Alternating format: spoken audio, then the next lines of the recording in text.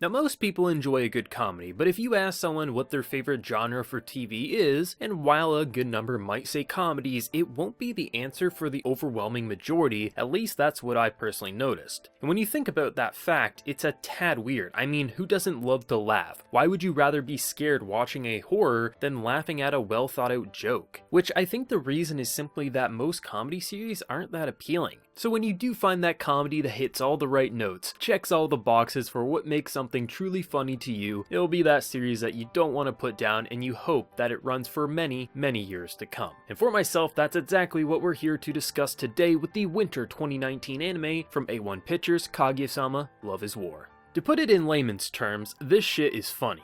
Kaguya-sama has a really basic premise of the president and vice president of this school both like each other. They seemingly would be the perfect couple from looks to grades to intelligence, social status, all of the above. They know it, the school knows it, everyone knows that they should be a couple. And they've also convinced themselves that the other likes them. But when two brainiacs are too proud to admit their feelings first, you end up with a Death Note style battle with very simple social situations that become the most intense and gut-punchingly hilarious scenes you can imagine due to the brilliant written and directed comedy. There's three areas, or I'll call them pillars, to Kaguya-sama that really turn it into one of my favorite comedy anime ever made. The first of which is the characters. The central duo consists of Kaguya, the vice president, and Miyuki, the president of this school. At first glance, you could probably describe Kaguya as your typical love interest. She's popular, rich, cute, has a very innocent persona. At least that's what you think. But she is a master manipulator who honestly scares me depending on the episode. Due to her wealth, she can set up plans that only a rich girl like her, with as many servants as she has, can create in order to lure Miyuki into her perfectly thought out trap card. If she feels like someone is threatening her, you feel as if she will stab that person to remove them from the competition, even if that person is one of her best friends. Though her core character is very lovable, with this ridiculously smart persona wrapped up into one fantastic design, both from a visual and written level, with how our Japanese actor delivers lines such as the signature "how cute," which is both a mocking and loving phrase that you'll see pop up a lot in this show. She comes across as the most adorable, dangerous girl you could probably cross paths with, because when she wants something, damn does her actor make you buy into what she's saying, and unless you're Miyuki, you'd give her what she wants. Miyuki you might think is the straight and narrow leader type, but like Kaguya is also quite manipulative, but in his own unique way. As unlike Kaguya, who's had a life of riches and servants, he's always had to think on his feet and act on his own, so his plans are more spontaneous than that of Kaguya's more often than not. No matter what though, they always intertwine one way or another, despite each thinking that they were the one who actually laid out this perfect trap and they have the other in the palm of their hands. Miyuki's actor seems to be having a lot of fun in this anime. When he mocks people by imitating their voices when telling a story, you can tell the actor is having an absolute blast in the recording booth. But from all the internal monologue we hear from him, the way he plans out these missions, you could probably call them, of how he will outplay Kaguya and lure her into his trap of confession makes you believe he is some criminal mastermind that needs to be stopped despite first appearing to be your typical honor roll student. And when either he or Kaguya messes up, the amount of shock and defeat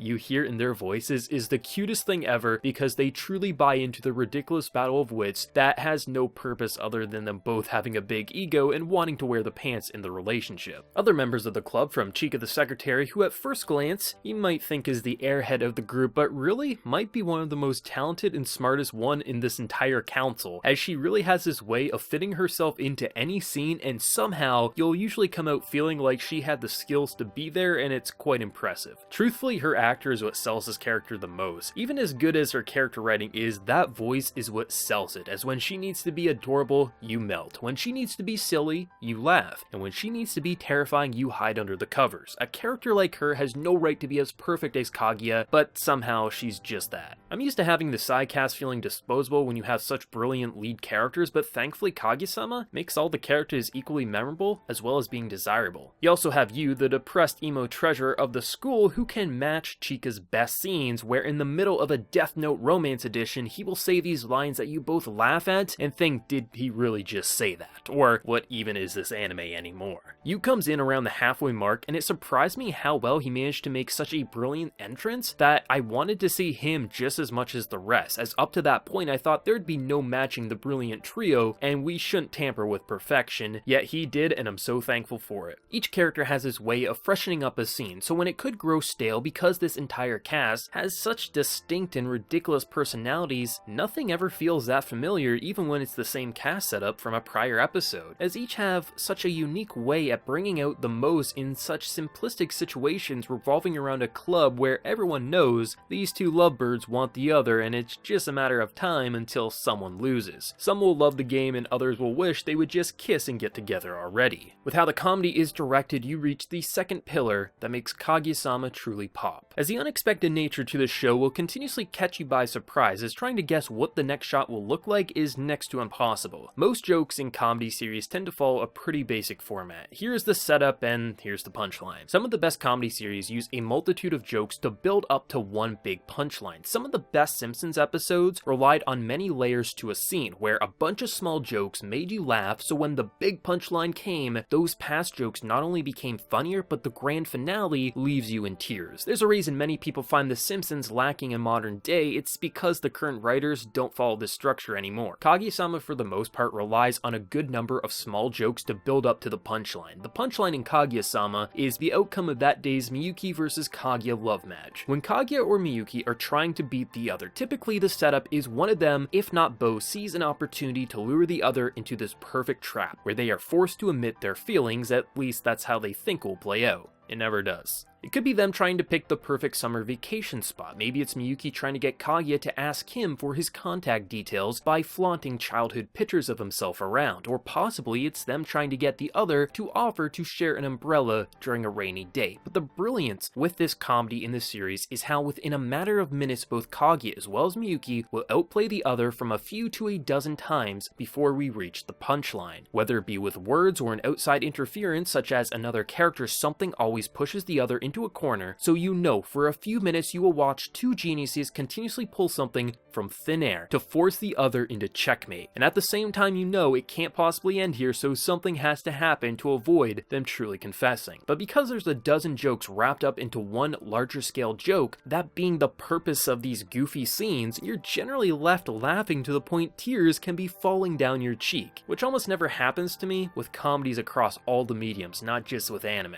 Comedy series that fail generally do so because they rely on jokes being a man tripping down the stairs and insert a laugh track. But if you place a few extra smaller scenes before that character slips and falls, that usually will get a laugh out of your average Joe. Kaguya-sama is all about the small details, and because each story in any given episode feels so carefully planned out and not slapped together like most comedic series out there, I found myself needing to pause multiple times per episode as I collected myself, because at the end of the day this series is stupid. These characters have no reason to be this proud, and that's funny as is, but watching them pull a rabbit from their hat 50 times in a matter of 5 minutes to get themselves out of the other's perfectly and carefully laid booby trap cracked me up more times than I can count. Not to mention, most of these scenes are pretty relatable with how they'll want to share certain moments with their crush. Just this time, instead of daydreaming about the other, it feels like criminal masterminds trying to force the other to be their love slave so they can wear the pants in this relationship. It's really the only rom-com where you want the confession to be dragged out for as long as possible, as you know they have to be together someday, but maybe we can wait just a tad longer before getting there, just so these lovable, intelligent idiots can continue these mind games. The last pillar to the show that builds what I consider to be the perfect comedy is the stunning visual directing. If the visual didn't work as hard as the script to get these gags across, it wouldn't be nearly as funny. Think of all the anime that you've seen. There's a distinct style to that show. Certain scenes might cause for that anime to shift to match the new tone, and you notice these shifts the most in comedic scenes where areas from the character models to just the general aesthetic of the scene is played around with to show you this is supposed to be silly and you should laugh. Well, Kaguya-sama does that, but it's as if that shift in style is turned up to 100 before we get to witness it. Each joke, every shift in art style feels different from the last. The way colors are played around with or filters applied to give this layer of effects. The way characters are drawn, how perspective is played around with, to just how they animate the scenes to mirror that of a different genre or at times animation that feels totally unique for Kaguya-sama. It feels like every style the visuals went with wasn't randomly slapped together, but rather it had to match the silliness of the current scene that was already brilliantly written. In doing so, you see a plethora of interesting aesthetic aesthetic choices backed by stunning visual directing that alongside hilarious dialogue, you see such breathtaking visuals that you can't help but belt out a laugh that ranges from a chuckle to the neighbors banging on your wall asking you to be a bit more quiet. A good anime will use its medium to its full potential, allowing for scenes that only that medium can have without feeling off-putting. This style of comedy simply wouldn't work in any other medium other than animation past its obvious manga counterpart. A large portion of the comedic brilliance comes from the drawn faces and hilarious styles backing them. Trying to imagine some of these scenes in live action would be laughable, but not because of great comedic timing, but because of how off-putting it is and why someone thought that was a smart decision.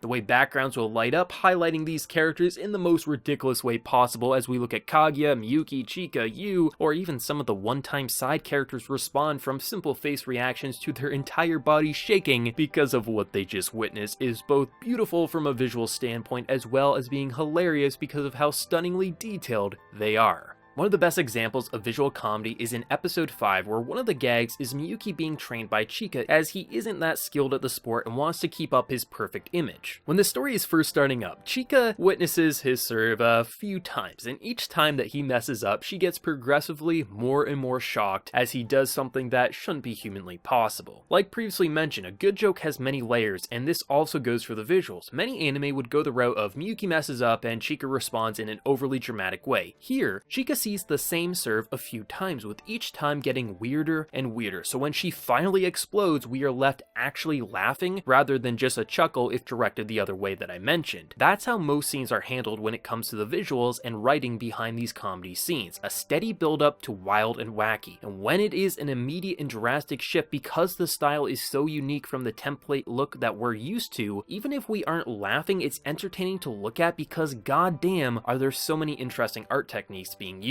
These three pillars make Kaguya-sama into such a brilliant anime. Hilarious and unique characters with defining quirks that make them just as interesting and at times more interesting than our favorites. Brilliantly written comedy that uses a layer format to add joke after joke after joke to build up to a grand punchline, and at times it will even use past episodes' comedy to make its current scene all the funnier, with stunning visual directing that by itself is silly to look at, but mixed with the rest that because of great comedic timing and visuals that match this ridiculous mood the script laid out flawlessly, you're generally left laughing at multiple points each episode. And that's just the basic. The audio design is also hilarious, from sound effects to music. Hell, there's even this overly dramatic narrator who goes over this battle of wits as if he's commentating a battle shonen where the universe is at stake. There's so much care and polish put into this ridiculous premise that I'm left wondering how something like this came to be, how a manga with such a basic and repetitive premise got off the ground, and how this author continued to come up with not only new ideas to put these characters in, but how you can turn the potato chip scene from Death Note into an entire series revolving around love. And how the hell A1 managed to put together the perfect staff to take an already hilarious manga and turn it into an even funnier anime. People like to say comedy is subjective, but really everything is. What I like may be exactly what you hate, but Kaguya-sama lays all its cards out on the table right away. So minutes into episode 1, you know if you're gonna dig this weird gem. And if you do, what you'll find is that as you watch more, and probably like myself, when you leave episode 1, you'll find yourself both confused and radiating this wave of bliss because this silly and simple little show about two geniuses who are perfect for the other, surrounded by such a fun and unique cast, crafted something so brilliantly written that on the surface should be nothing more than a one-trick pony, but succeeded at becoming one of the greatest comedy anime ever made, because unlike most comedies out there, this one was both written and directed by people who understand jokes need to be more than a simple knock-knock gag, with little effort put into them, but rather they need to be well thought out, so stupid scenes revolving around these lovable goofballs come across as funny rather than forgettable and cringeworthy like most lame comedy anime out there. But for those who had the pleasure of watching Kaguya-sama, or you have some thoughts on this video, I'd love to know yours down in that comment section below. Was this the perfect comedy for you as it was for me, or do you have something completely different to say? Be sure to let me know. Also remember to leave a like if you did enjoy this video, and subscribe if you're new around here. As well, if you want to go the extra mile, there's always my Patreon where you can help directly fund and support the channel to help make videos such as these possible. But until next time everyone, please take care and have a good one.